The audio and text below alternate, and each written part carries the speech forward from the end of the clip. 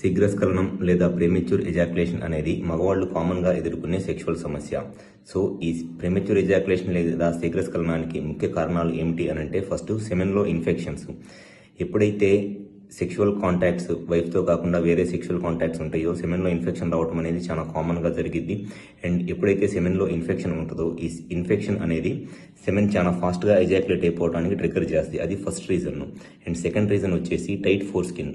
పెన్నిస్ పైన ఉన్న స్కిన్ బాగా టైట్గా ఉండటం వల్ల స్కిన్ ఫ్రీగా వెనక్కి వెళ్ళదు. సో స్కిన్ ఫ్రీగా వెనక్కి వెళ్ళకపోవడం వల్ల క్లీన్ చేసుకోవడానికి ప్రాబ్లం వస్తుంది. కాబట్టి ఆ స్కిన్ కింద ఉన్న హెడ్ బాగా సెన్సిటివ్ అయిపోయింది. సో ఈ సెన్సిటివ్ హెడ్ చాలా ఫాస్ట్గా ఎజాక్యులేషన్ని ట్రిగ్గర్ చేసేస్తుంది. అది సెకండ్ రీజన్.